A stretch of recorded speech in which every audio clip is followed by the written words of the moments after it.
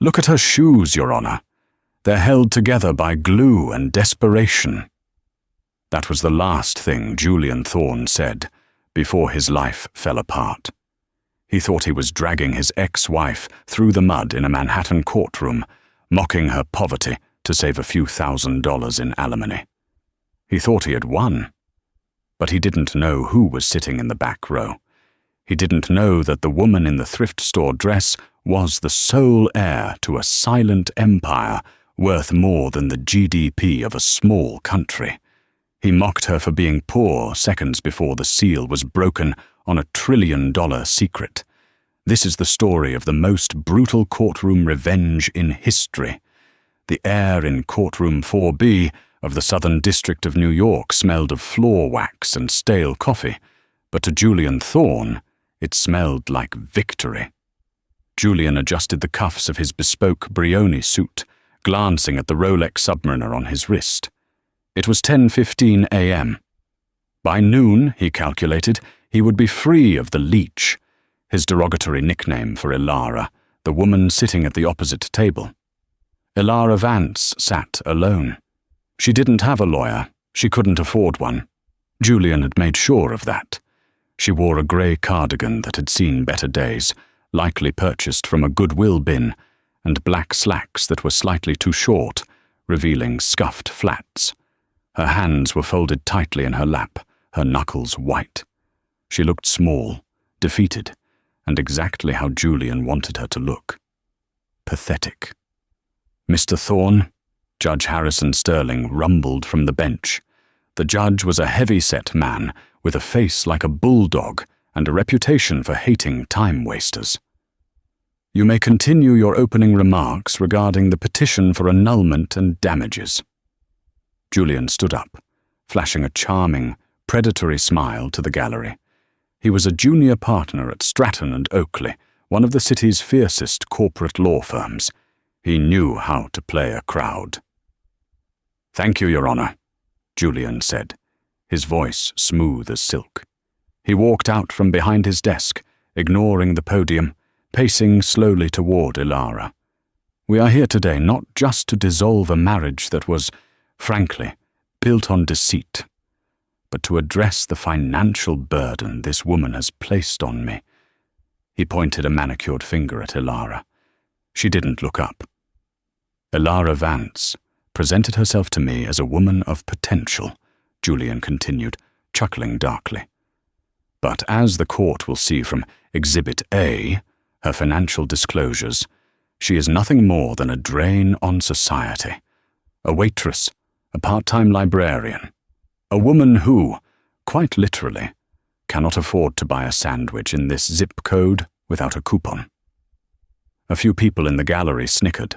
Julian's new fiancée, a model named Jessica, was in the front row, covering a giggle with her designer purse.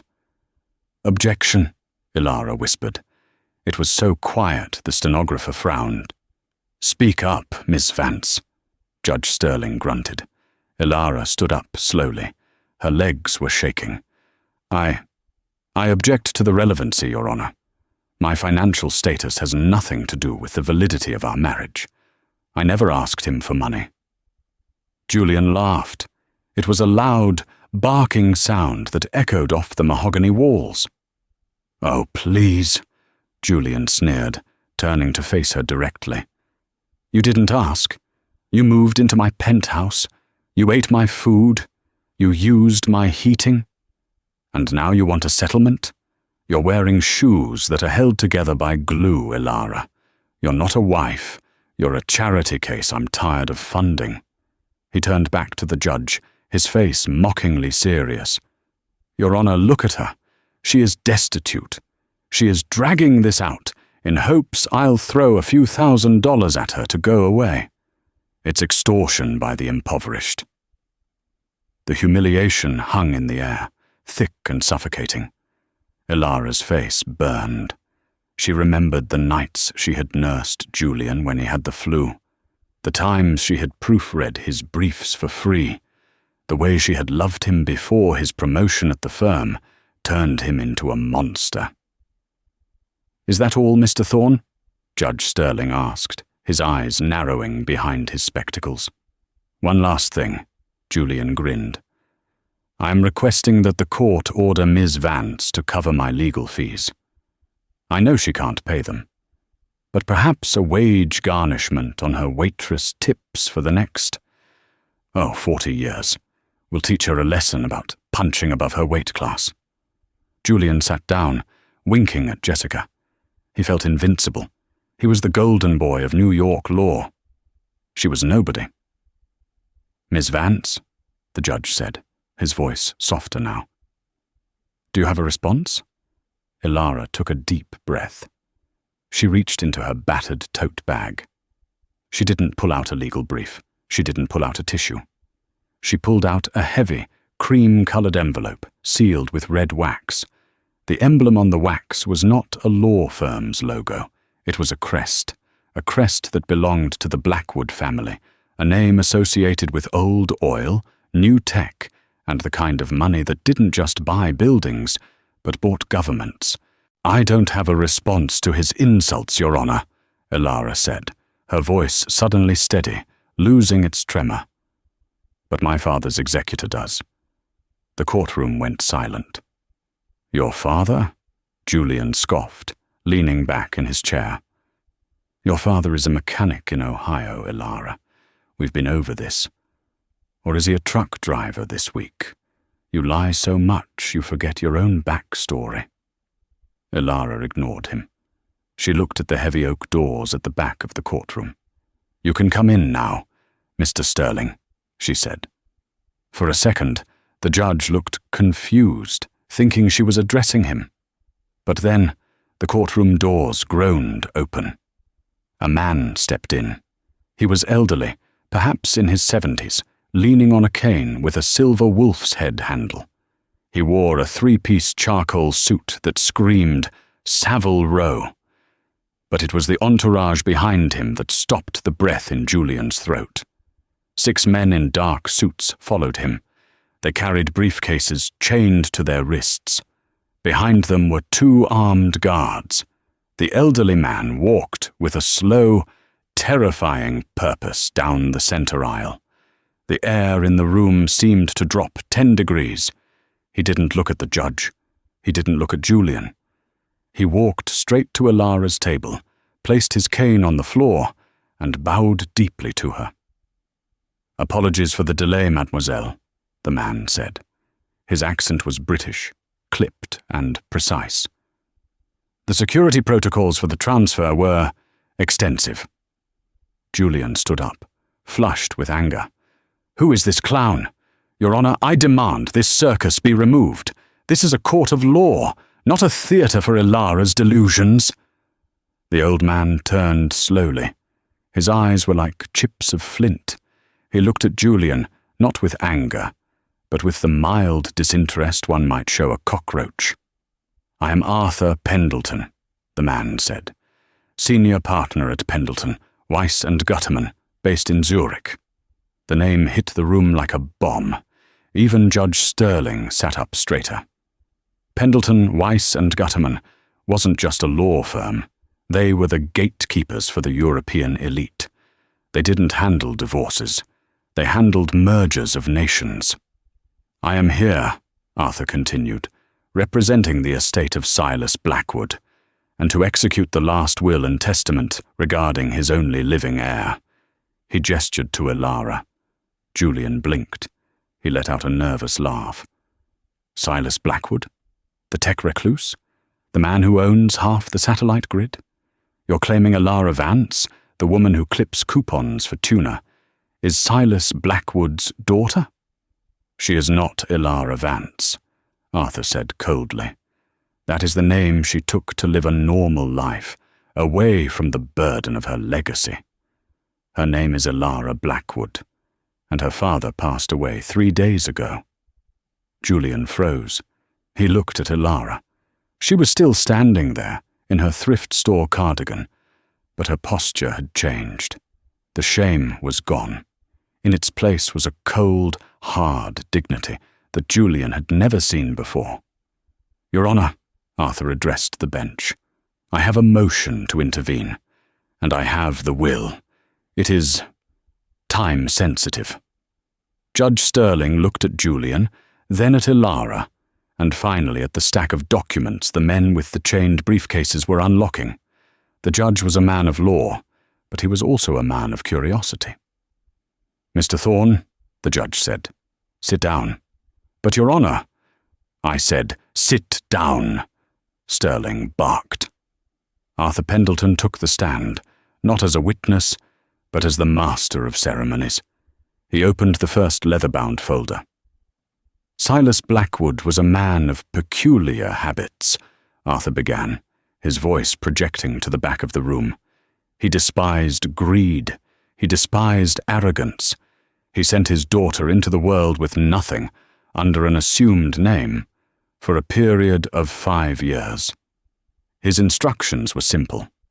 Find someone who loves you for you, not for the Blackwood name." Arthur's eyes slid toward Julian. He wanted to see who would stand by her when she was a waitress, who would respect her when she was poor, who would hold her hand when she had nothing to offer but her heart. Arthur paused. The silence was deafening.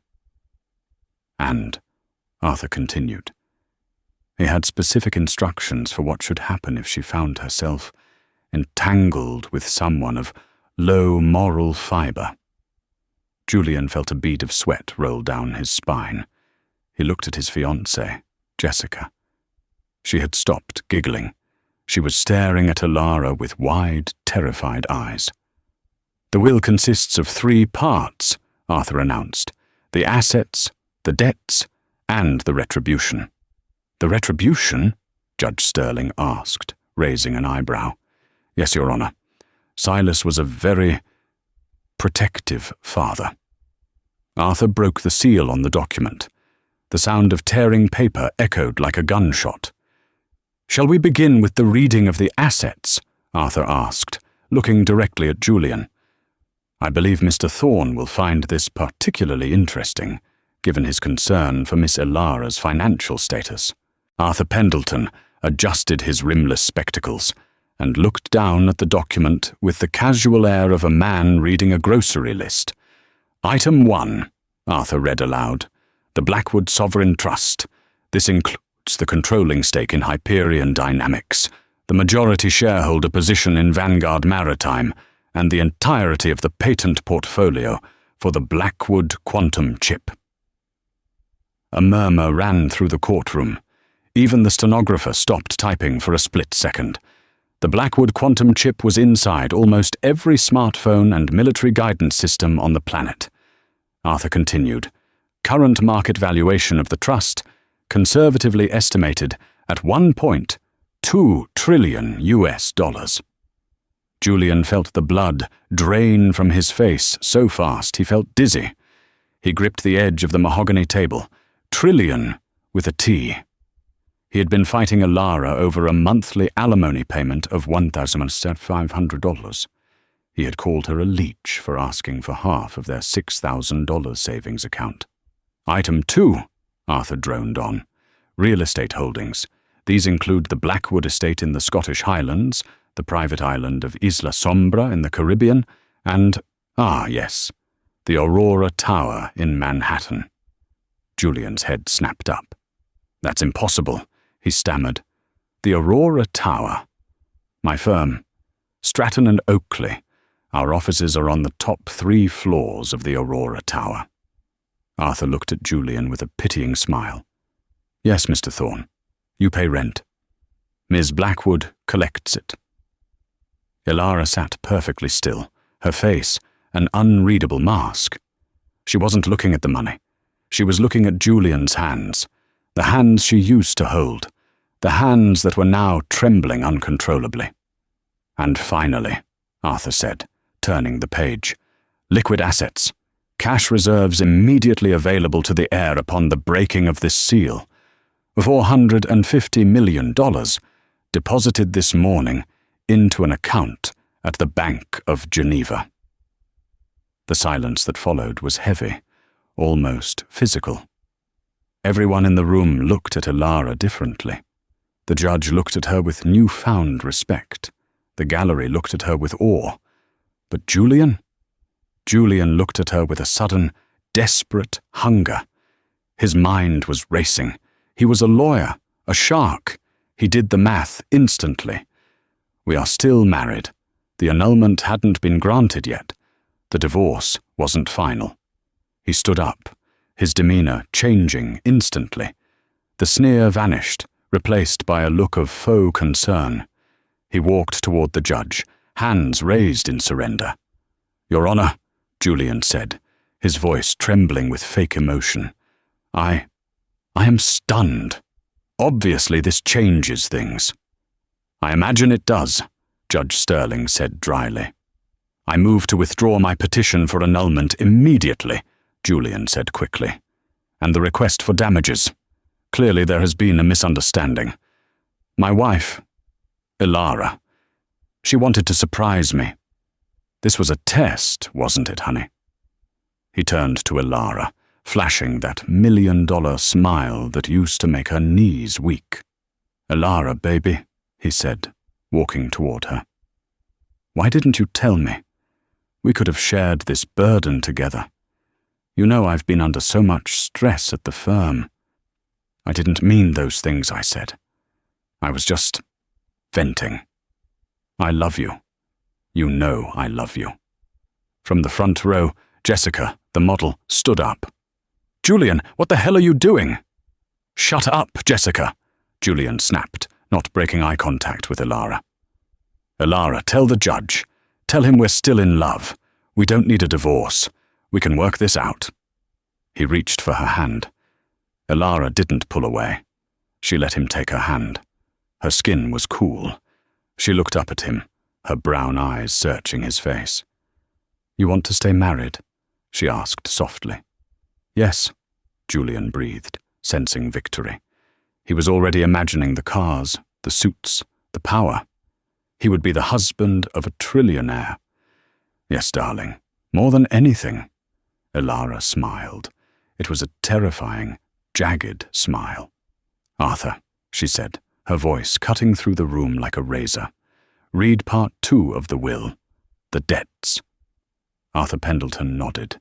He closed the folder on the assets and opened the second one. It was black, bound in rough leather. "The debts," Arthur announced. Silas Blackwood believed that a person's worth is not measured in currency, but in character. He knew his daughter was romantic, perhaps naive. So, when she insisted on marrying Mr. Thorne against his advice, Silas did not intervene. He simply observed. Arthur pulled out a stack of photographs and placed them on the judge's bench. "Exhibit B," Arthur said. "Surveillance logs from the last 3 years." Julian dropped Ilara's hand as if it were a hot coal. "Surveillance? That's illegal? That's invasion of privacy."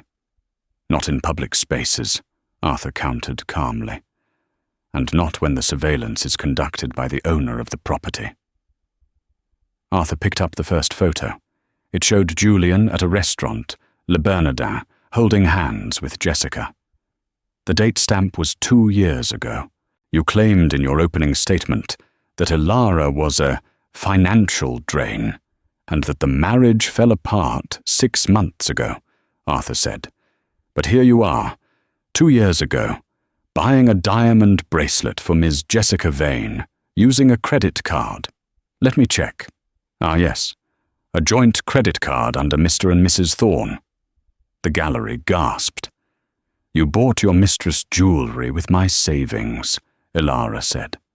Her voice wasn't loud, but it carried to every corner of the room. "I was working double shifts at the diner to pay for your student loans, Julian, and you were buying her diamonds with my tip money. That's contextual," Julian stammered. "Item 4 of the debts," Arthur continued, ignoring him. "Professional malpractice." He pulled out a thick document. "Mr. Thorne, you are a junior partner at Stratton and Oakley. You specialize in corporate mergers. Last year, you handled the merger between Onyx Corp and Blue River Systems. Do you remember that?" "Of course I do," Julian said, sweat pouring down his face. It was my biggest win. I made the firm millions. You did, Arthur agreed. By burying a toxicity report that showed Onyx Corp was poisoning the water supply of a small town in Alabama. You hid the document in a mislabeled discovery file so the opposition wouldn't find it. The color left Judge Sterling's face. This was a serious accusation, a disbarable offense. That's a lie, Julian screamed. You can't prove that. Silas Blackwood owned Blue River Systems, Arthur said quietly. He bought it specifically to see how you would handle the due diligence. We have the emails, Julian. We have the originals you thought you deleted. We have the chat logs where you bragged to your frat brothers about screwing over the hillbillies. Arthur handed the file to the judge. Sterling opened it, his face darkening with rage as he scanned the pages. Mr. Thorne, Judge Sterling said, his voice low and dangerous. Is this your signature? Julian was hyperventilating. His world was collapsing. Your Honor, I was following orders. The senior partners. They knew. Oh, don't drag them into this yet, Arthur interrupted. We haven't gotten to the best part. Ilara stood up. She walked over to the plaintiff's table, where Julian's files were scattered. She picked up the Exhibit A he had waved around earlier, the picture of her poverty. You mocked me for being poor, Julian, she said. You mocked my shoes. You mocked my father. You told me I was nothing without you. She tore the photo in half. My father wrote a clause in his will, she said. It's called the Bad Investment Clause. Arthur? Arthur cleared his throat. The will states, should my daughter's chosen partner prove to be treacherous, unfaithful, or morally bankrupt, the estate is authorized to collect all debts owed to the family immediately. I don't owe you anything, Julian cried. I have money. I have a career. You don't understand, Mr. Thorne, Arthur said, closing the black folder. You don't owe us money. You owe us your life as you know it.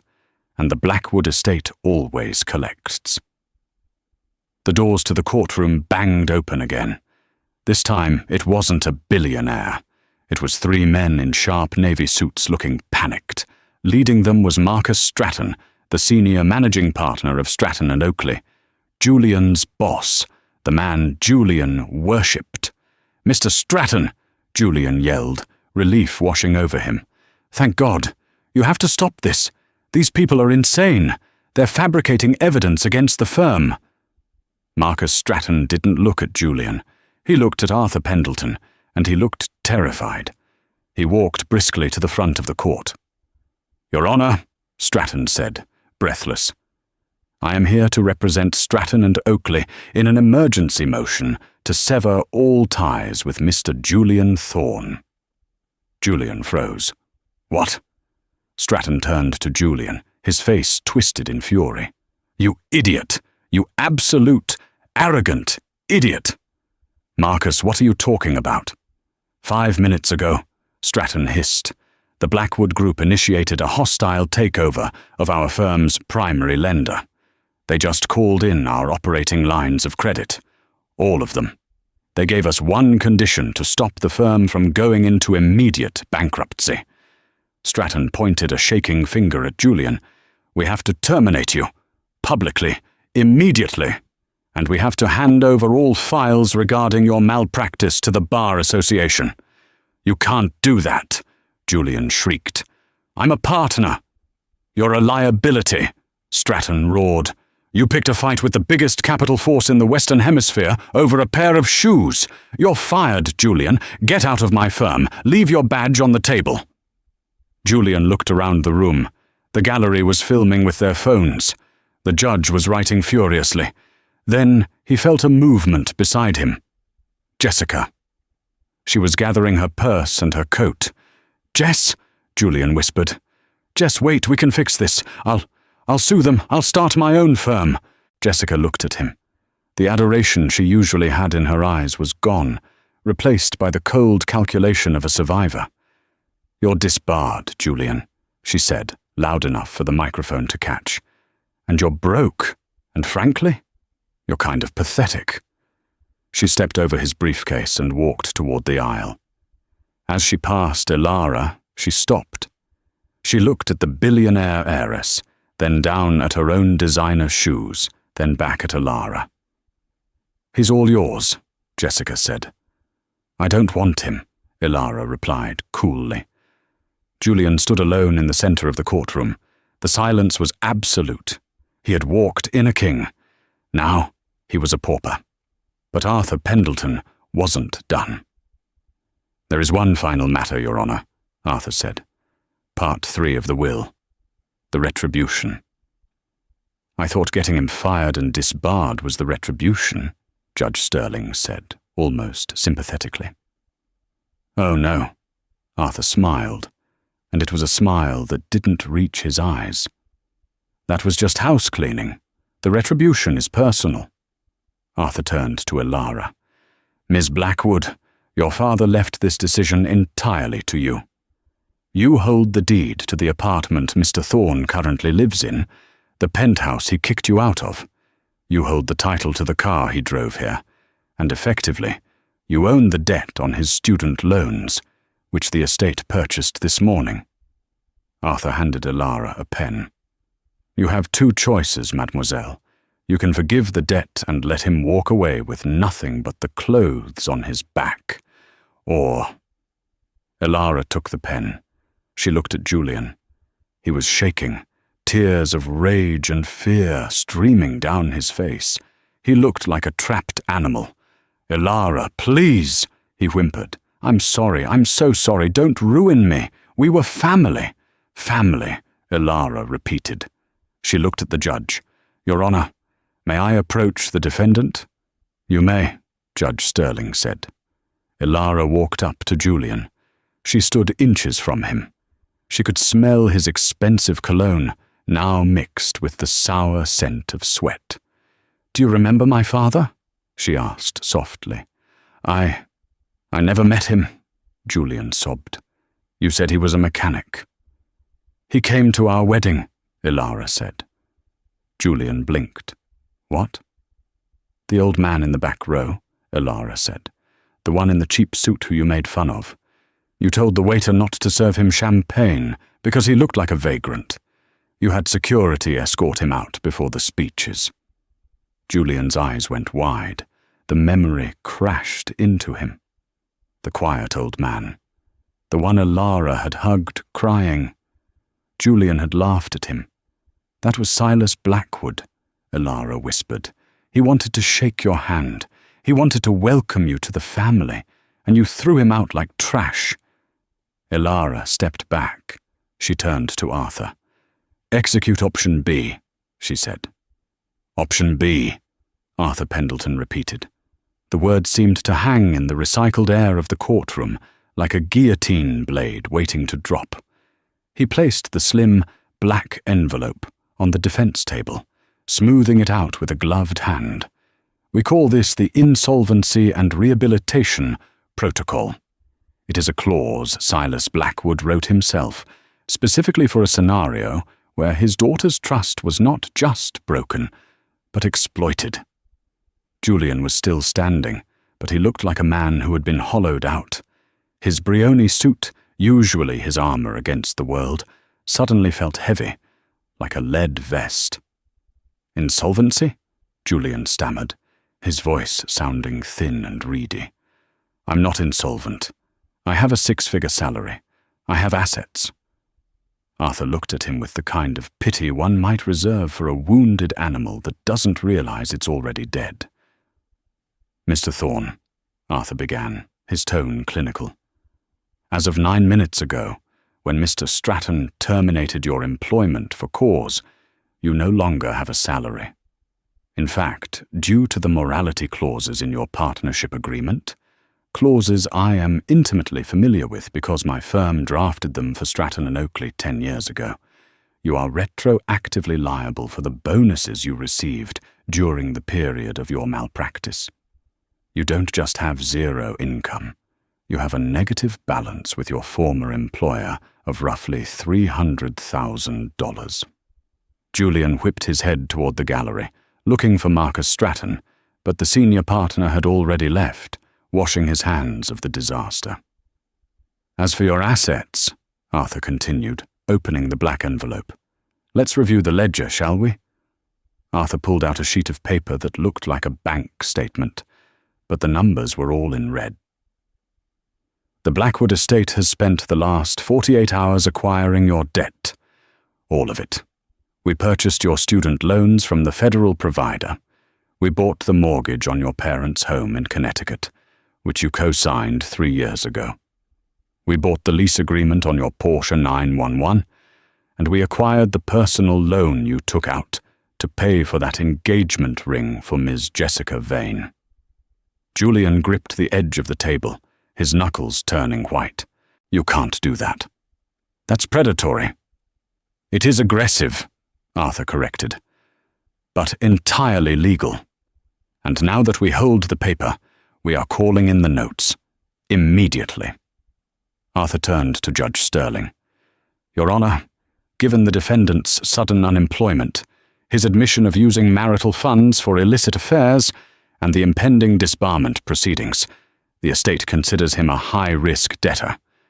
We are exercising our right to immediate asset seizure to recover a fraction of what is owed to Ms. Blackwood. Asset seizure? Julian laughed hysterically. What do you want? My furniture? My TV? We have already secured the apartment, Arthur said. The locks were changed remotely while you were giving your opening statement. The car has been towed from the courthouse garage. But the debt is substantial, Mr. Thorne. Every penny counts. Arthur signaled to the back of the room.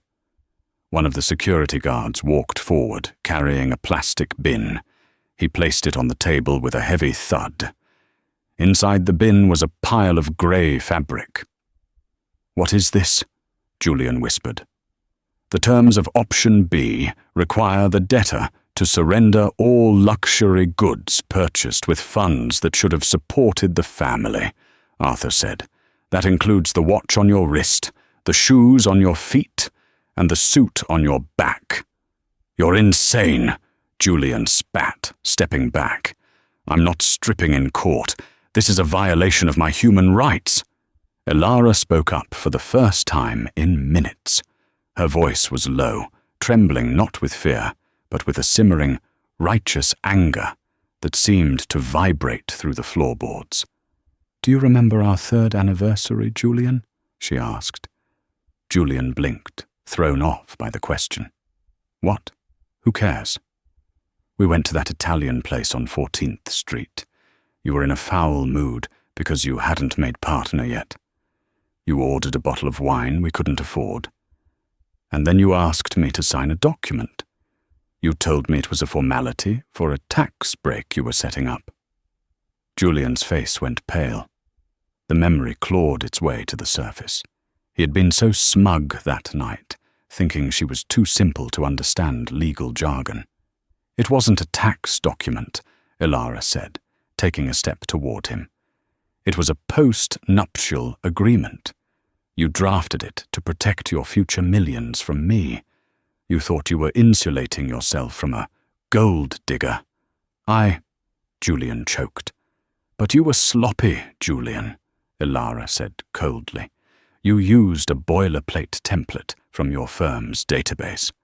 You didn't read the reciprocity clause on page 12.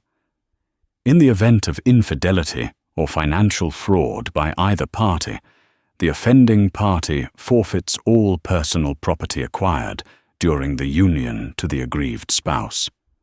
She pointed at his chest. You bought that suit 3 months ago. You bought that Rolex with my Christmas bonus from the library. It's not yours. It never was. Take it off. Judge Sterling cleared his throat. He looked at the document Arthur had handed him, the post-nup Julian had tricked Elara into signing. The judge's eyes hardened. He looked at Julian with profound distaste. The contract is valid, Mr. Thorne, and given your admission regarding Miss Vane, The clause is triggered. You may surrender the assets voluntarily, or I can have the bailiff escort you to a holding cell where they will be removed for you. The choice is yours." The courtroom was dead silent. The only sound was the hum of the ventilation and the rapid clicking of cameras from the gallery. This was the end of Julian Thorne, the dismantling of the image he had spent his entire adult life constructing. With trembling fingers, Julian reached for the clasp of his Rolex Submariner. He undid the latch. The heavy steel watch, a symbol of his status, slid off his wrist. He dropped it into the plastic bin. Clunk. Next, he reached for his tie. It was Hermes, silk, patterned with tiny links of chain. He unknotted it, pulling it from his neck like a noose, and dropped it. "The jacket," Arthur commanded softly. Julian peeled off the bespoke jacket. He felt exposed, vulnerable. The dress shirt underneath was sweat-stained at the armpits. "And the shoes," Elara added. "The ones you said were worth more than my life." Julian hesitated. He looked down at the polished Italian leather. He looked at Elara's feet, at the scuffed, cheap flats he had mocked an hour ago. The irony was suffocating. He kicked the shoes off. He stood in his expensive socks on the cold linoleum floor of the courtroom. "Now," Arthur said, reaching into the plastic bin and pulling out the grey bundle. He tossed it to Julian. "Put this on." Julian caught the fabric. It was heavy, rough canvas. It smelled faintly of motor oil, old tobacco, and hard labour. He unfolded it. It was a mechanic's coverall. Faded, stained with grease spots that would never wash out, patches on the knees, and stitched onto the left breast pocket, in red thread, was the name Silas. "My father wore that suit every day for 40 years, Elara said, her eyes locking onto Julian's. Even after he made his first $1 billion, he spent his afternoons in the garage, restoring old engines. He said it reminded him of who he was. He said it kept him honest." She walked closer, invading Julian's personal space. "You called him a failure, Julian. You saw a man with grease under his fingernails, and you assumed he was beneath you. You refused to let him walk me down the aisle, because you said he would ruin the aesthetic of the wedding photos." Tears streamed down Julian's face now, hot, humiliated tears. "Elara, please, don't do this. I'm sorry. I swear to God, I'm sorry." "Put it on," she commanded. "Wear the skin of the man you mocked. Maybe you'll finally learn what it feels like to work for a living." Julian had no fight left. Broken, he stepped into the coveralls. They were too big for him. The legs pooled around his ankles, the shoulders drooped. He zipped it up. He looked ridiculous. He looked small. He looked like exactly what he was, a fraud who had been stripped of his costume. He stood there, engulfed in the scent of Silas Blackwood's toil. "You are free to go, Mr. Thorne," Judge Sterling said, banging the gavel with a finality that echoed like a gunshot. "This court is adjourned." The gallery erupted into whispers. Phones were held high, capturing the image of the fallen lawyer in the mechanic's jumpsuit. Julian looked toward the exit. It felt miles away. He had to walk down that center aisle. He had to pass his former colleagues, the press, the strangers who had laughed at his jokes earlier. He took the first step. The cold floor seeped through his socks. He kept his head down, staring at the floor, but he could feel their eyes. He could feel the heat of their judgment. As he reached the heavy oak doors, Elara was there. She was putting on her coat, a simple, elegant trench coat. She looked clean, unburdened. Julian stopped. He wanted to say something, anything, to fix it, to reverse time. Where am I supposed to go?" he whispered, his voice cracking. "I have no keys. I have no car. I have no money." Elara looked at him. For a second, Julian hoped to see a flicker of the woman who used to make him soup when he was sick. But that woman was gone, killed by his own cruelty. "You're smart, Julian," she said, her voice devoid of warmth. "You passed the bar exam on your first try. I'm sure you'll figure it out." She reached past him and pushed the courtroom door open. A blast of cold hallway air hit him. "But if you get hungry," she added, a faint, sharp smile touching her lips, "I hear the diner on 5th Street is hiring dishwashers. They pay minimum wage. It should be enough to buy a sandwich. If you have a coupon." She stepped aside, gesturing for him to leave. Julian Thorne, the man who had mocked poverty, walked out into the cold, unforgiving world, wearing the clothes of a billionaire he was too arrogant to respect, with nothing in his pockets but his own shame. 6 months later, New York City in December is a study in cruelty. To the tourists, it is a wonderland of twinkling lights, roasted chestnuts, and department store windows that promise magic. But to the destitute, the city is a cold, indifferent monster, made of concrete and wind tunnels. Julian Thorne stood outside the heavy glass revolving doors of the Aurora Tower, the wind whipping off Central Park and cutting through his coat like a serrated knife. He stomped his feet, clad in cheap, rubber-soled work boots issued by building management, trying to bring some feeling back to his toes. He checked his watch. 7:15 p.m., 4 hours left on his shift. 6 months ago, 7:15 p.m. meant he would be sitting at the corner table of Dorsia or Le Coucou, swirling a glass of Pinot Noir and laughing at a joke made by a client he secretly despised. Now, 7:15 p.m. meant he was praying the numbness in his fingers wasn't frostbite. The fall had been absolute. The legal world hadn't just rejected him, it had exorcised him. The day after the trial, his face had been on the cover of the New York Post under the headline, "The $1 trillion Mistake." He was a meme, a punchline. When he tried to apply for jobs at smaller firms, they didn't even let him in the building. When he tried consulting, his emails bounced. Even the non-legal world wanted nothing to do with him. He had applied to be a night manager at a gym, a car salesman, a tutor. But a quick Google search of his name brought up the video of him in the mechanic's jumpsuit, weeping in court. He was radioactive. By month 3, the money was gone. His accounts had been drained by the estate's aggressive seizure. His friends, the frat brothers, the squash partners, the drinking buddies, had ghosted him the moment his credit card was declined.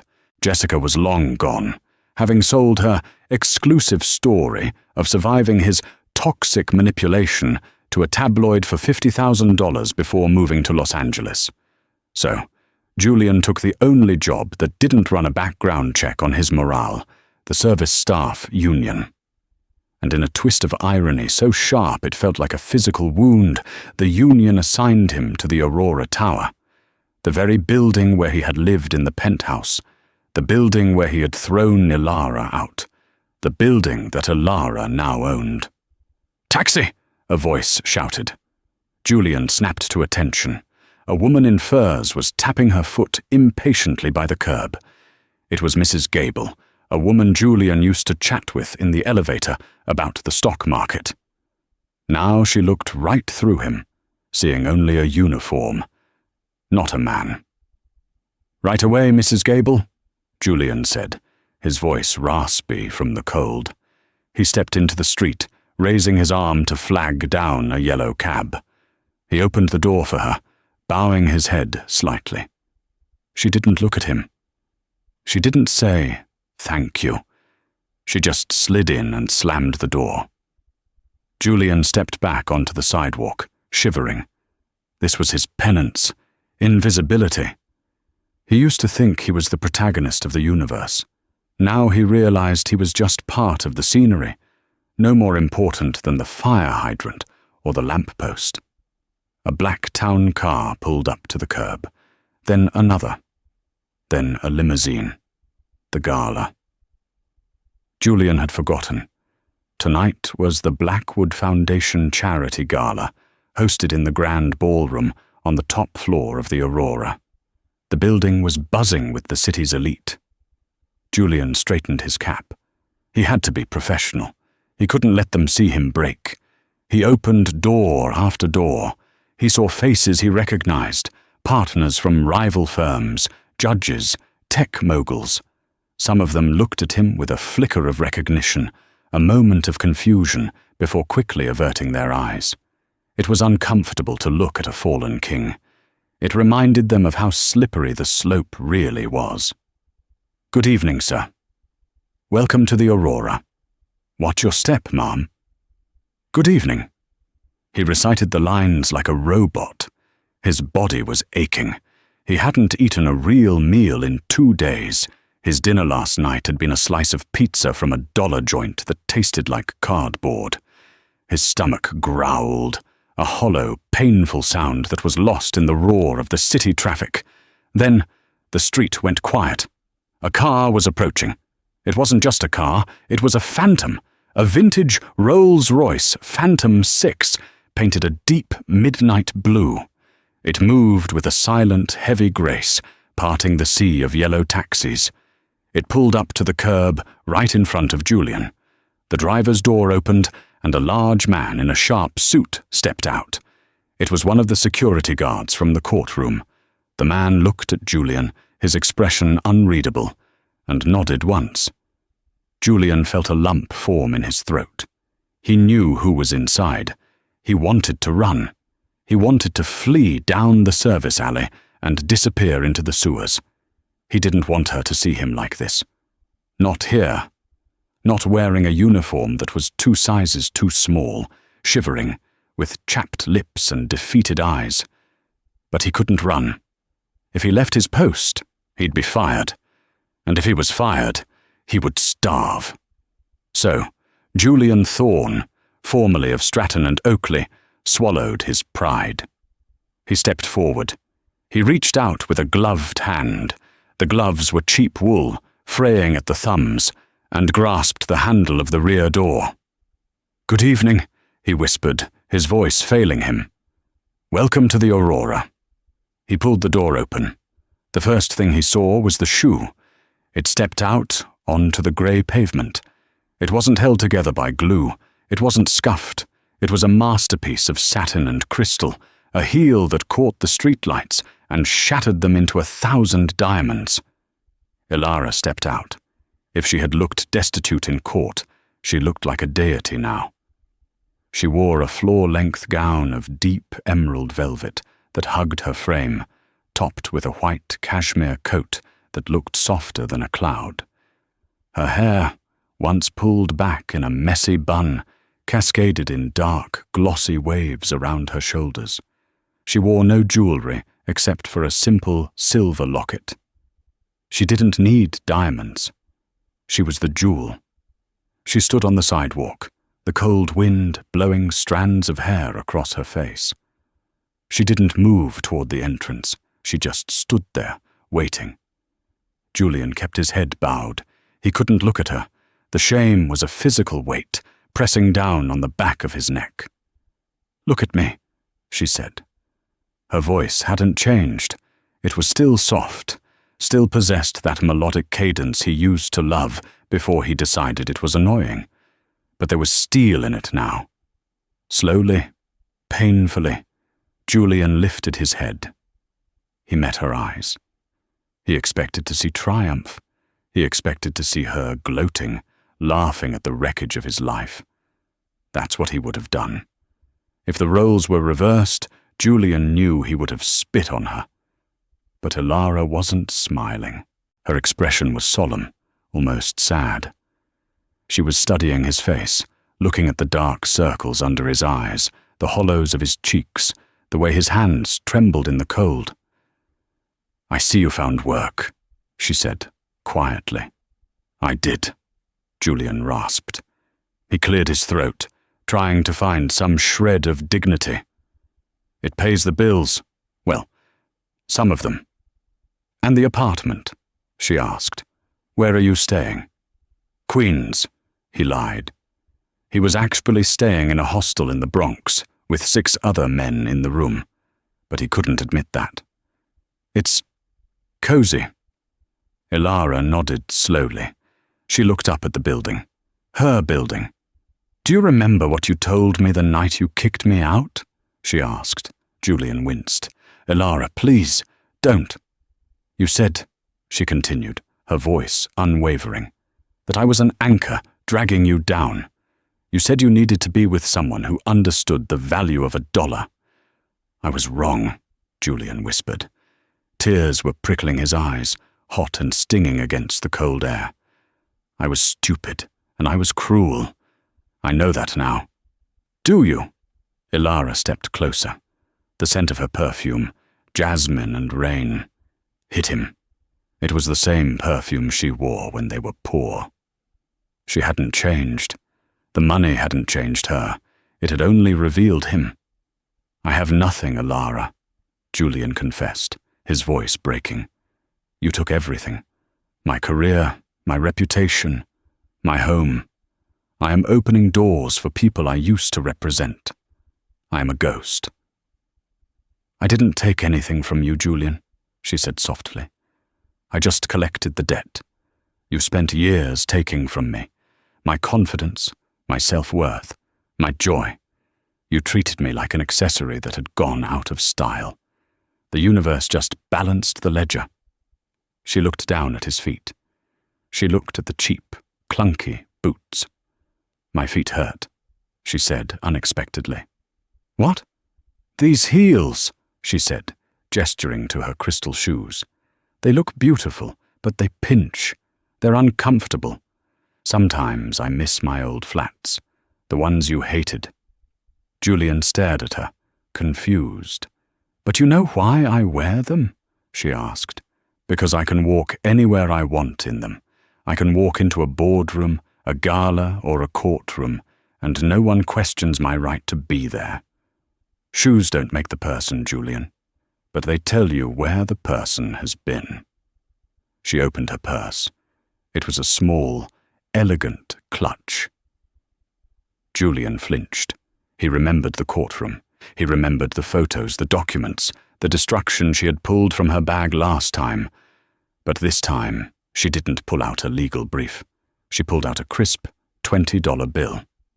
Here, she said, holding it out to him. Julian stared at the money.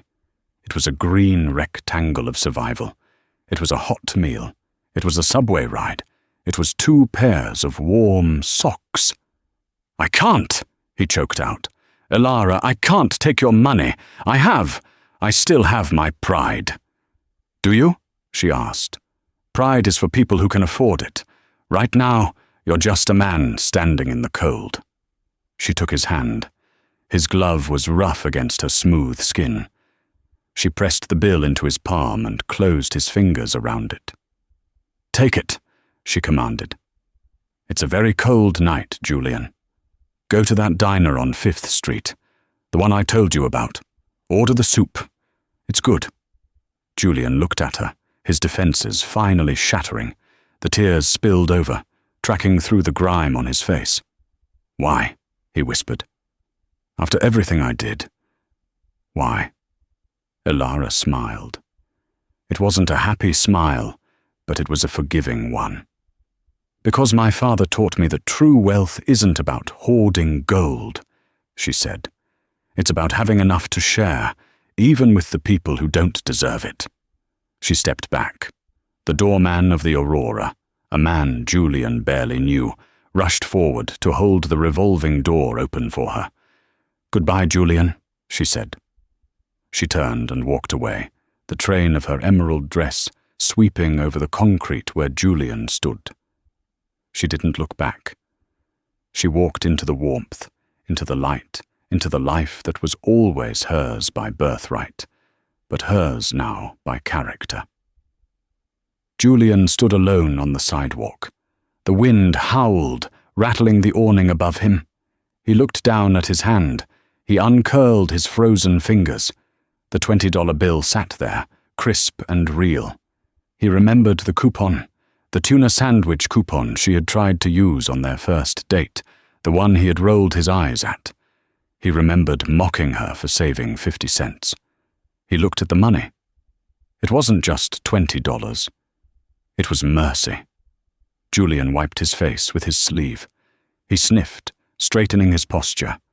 He pocketed the bill, feeling its slight weight against his hip. "Thank you," he whispered to the empty air. A horn honked. A yellow taxi pulled up. A man in a hurried suit jumped out. "Hey, buddy!" the man yelled, tossing his keys at Julian. "Valet this for me, will you? And be careful, it's a rental." Julian caught the keys. He looked at the man, arrogant, rushed, oblivious. A mirror image of who Julian used to be. Julian didn't sneer. He didn't roll his eyes. "Yes, sir," Julian said, his voice steady. "I'll take care of it." He got into the car, glancing one last time at the golden doors of the Aurora Tower. He wasn't the king of New York anymore. He never would be again.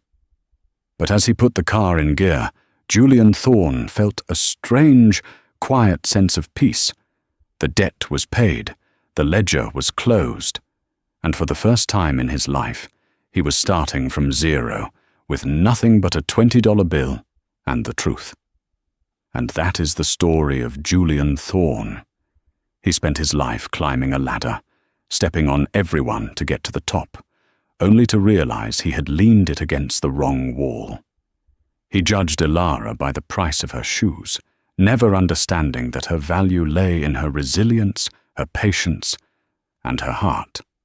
In the end, Elara didn't destroy him with malice. She dismantled his ego with the truth. She stripped him of his illusions so he could finally see reality. It's a brutal lesson, but a necessary one. Never mistake silence for weakness, and never mock someone's struggle, because the person you step on today might be the only one willing to help you up tomorrow.